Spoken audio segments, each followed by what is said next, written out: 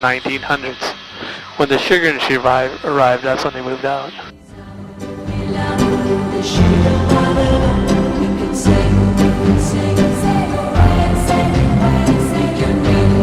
Now Kim, Kurt, watch this. I'm going to take you guys up here because there's no clouds right now. This will probably drop about 2,500 feet. When we go over the ridge, notice that it's only as wide as this panel. I don't think there's been a lot of people here in the history of man. Look at this.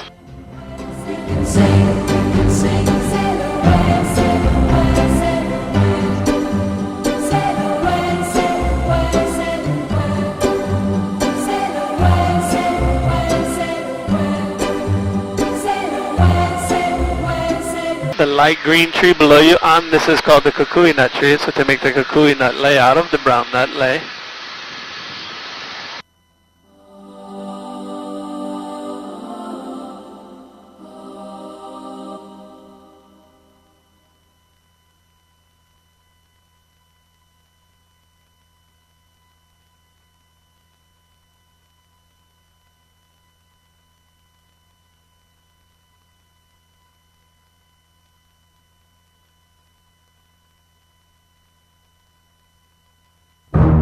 Look at the color of the water below us here. It's about 10 meters deep.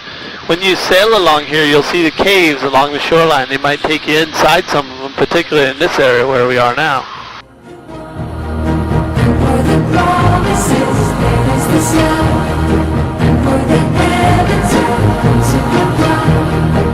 In fact, Neil, you can see below you the indentation on the shoreline has a green, nice color water in there. That's called the Honolulu Sea Cave. Has two little caves in the back. You go in one, come out the other.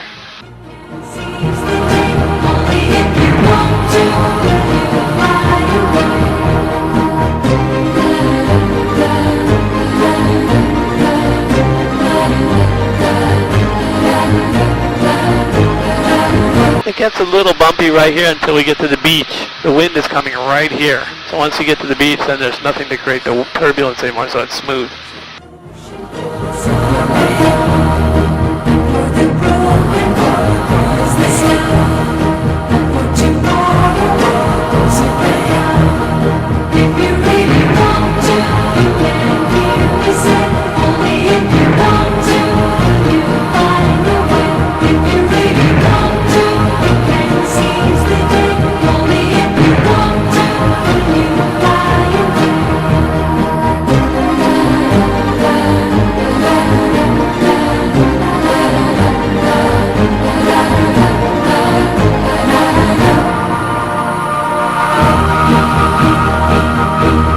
Now we got into the smooth area. Let's do a little turn. We'll stay up.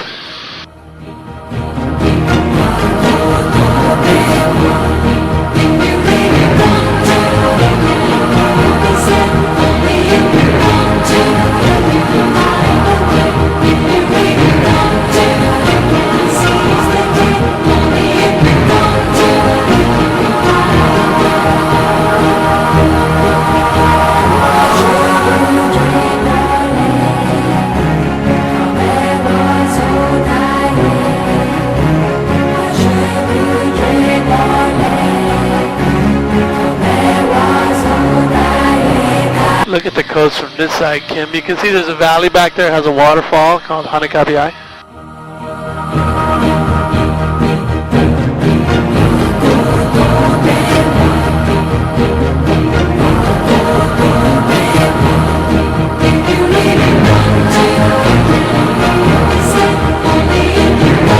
You would normally be able to drive to here, Kurt, but the road is closed right now because of the flooding. Did you guys hear about the flooding?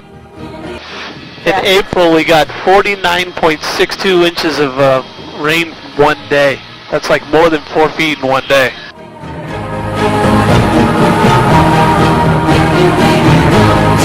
Did you hear about it when you were here on, or did you hear about it when you were...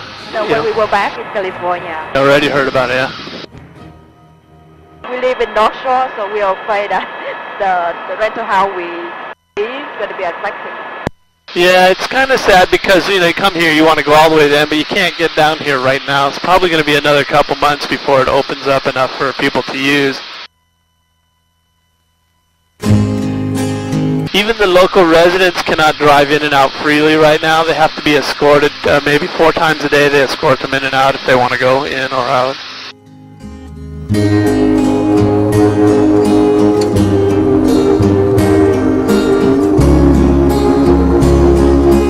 Some of you may have heard of a girl named Bethany Hamilton. When she was 13 years old, she was paddling out to go surfing right below us here, Megan. I saw that you know who she is.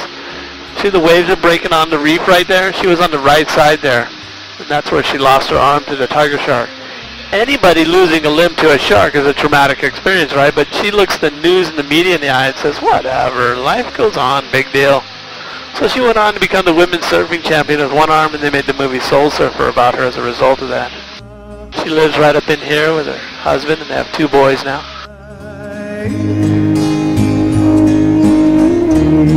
The homes along the shoreline here is called Hai'ena. They're elevated above the ground because of the big surf in the winter. The waves come on shore, it doesn't take your house away. But when you had the flood, that probably wasn't an immediate problem for them. The water got contaminated though, and the power lines went down with the landslides, and then that blocked the road. So now they have no power, no water, and the power lines are down. So it was, they couldn't get in and out with the road landslides. It became a problem all of a sudden. That's what they're trying to repair. You can see over here in the front right, Neil, on your side, the little landslide areas there.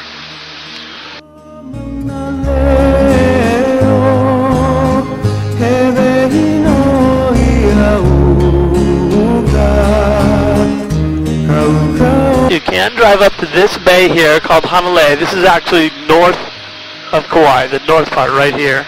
And then there's the bay, and you can drive to there. This beach on the right was used in South Pacific, is actually not open. It's called Nurses Beach in the movie. It's called Lumahai in Hawaiian.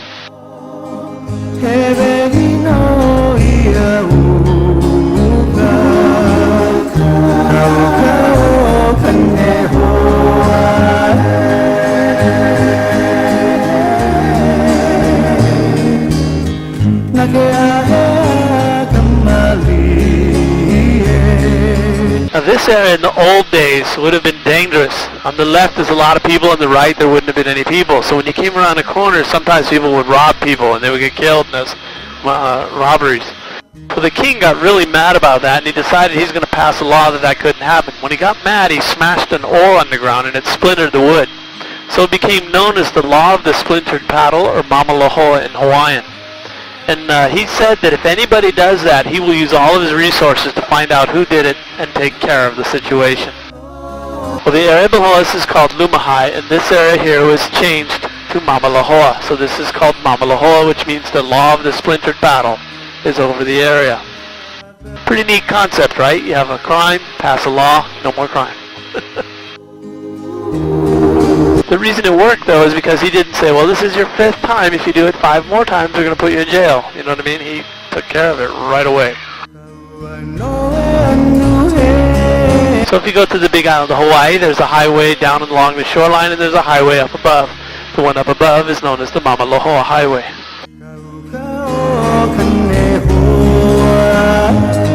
Down on the left, you can see the bay has a pier. Pier may not be open now. As far as I know, only the center section of the beach to the river there. You can see there's a river right below us here. That's about as far as you can go right now. How's everybody doing? Okay?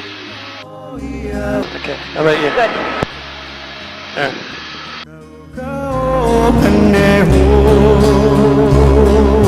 You can see the trees in front of us. These are called albizia trees or maluka trees. They get over 100 feet tall.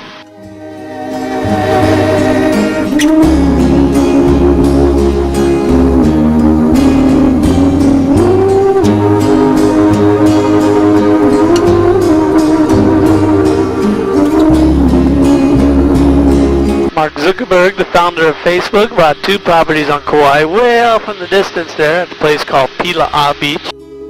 He only spent about $120 million on it.